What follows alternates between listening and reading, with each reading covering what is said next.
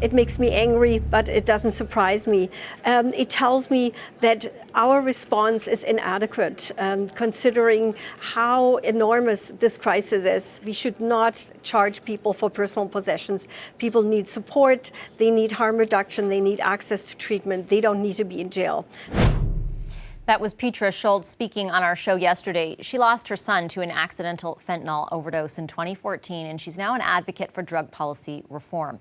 Schultz was reacting to some troubling new numbers related to this country's opioid crisis. According to Statistics Canada, life expectancy stopped increasing in 2017 for the first time in 4 decades due to the staggering number of fatal opioid-related overdoses.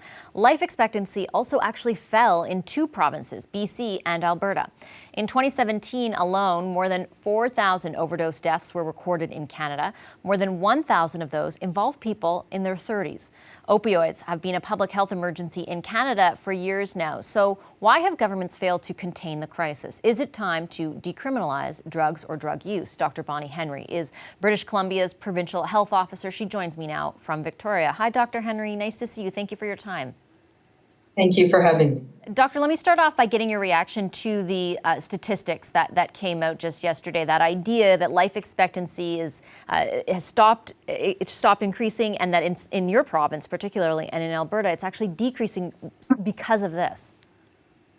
Well, this is not a surprise to us here in British Columbia. My team, we put out a report a year ago that looked at this issue in British Columbia. And as you say, for the first time in 30 years, we've seen a decrease in life expectancy in BC. That was one of the impetus. To me, that is a reflection that this crisis is affecting communities across the province, and it's affecting all of our families, all of our communities. And we need to take more action to deal with it. And it was one of the reasons why I recently put out a report that calls for decriminalization of people who use drugs in British Columbia. I want to ask you about that in a moment, but I was just wondering, from your perspective, is there anything that you see regarding the statistics, even particularly in BC, that would, like, what are the trends like? Does it look like that number will change, or will it keep going down the same path? Well, we have updated the numbers for 2018, so 1 year more than what we've seen in the StatsCan report that just came out. And we saw a continued decrease, particularly in young men. And the other thing that is that we've been able to tease apart when we look at the statistics here in British Columbia is that it's certainly young men, but in the Indigenous population here in BC that are much more affected. We recently released with the First Nations Health Authority the impact of this crisis on Indigenous people in BC, and they're 4.5 times more likely to be affected. And while in the general population it's mostly men, about 80% of the deaths that we've seen in BC are in young men. But in the Indigenous, in the First Nations population, it's about 40% women. And that really tells us that Indigenous women are being tremendously affected. And when women are affected in such a way, in such a dramatic way, and when they're incarcerated, it disrupts families, it disrupts communities. And that's a really important thing that we've been able to look at here in British Columbia. So things are getting worse, they're not getting better. They are not getting better, certainly not getting better for our Indigenous populations. Let me circle back to decriminalization. Expand on that a bit for me, if you don't mind. Tell me exactly what you would like to see happen, especially at the federal level. Well, there's many things that we have been doing in British Columbia since we declared the emergency just over 3 years ago now. And I think that's really important. This is a complex issue. There's no one single thing that is going to solve it.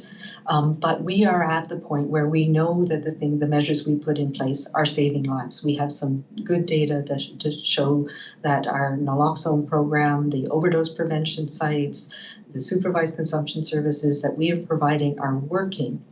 But we need to do more. And decriminalization it's not the same as legalizing drugs like we have with cannabis.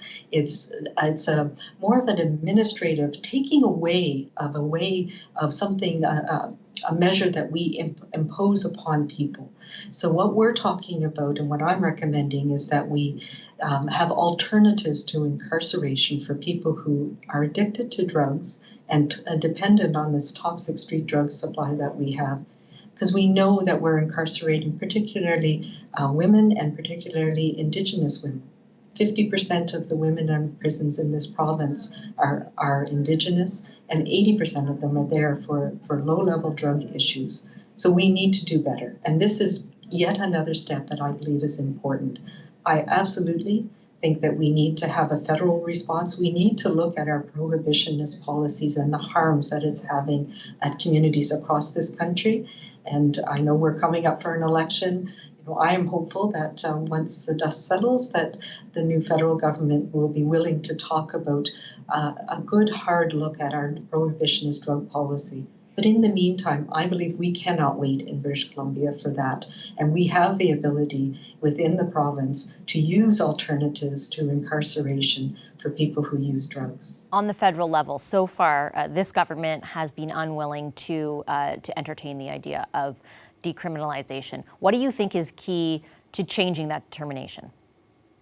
Well, I think things like the StatsCan reports that show that this is actually having an effect on communities across many provinces, particularly here in the West, but it's moving east, and Ontario and Quebec are seeing effects as well as the Prairie provinces.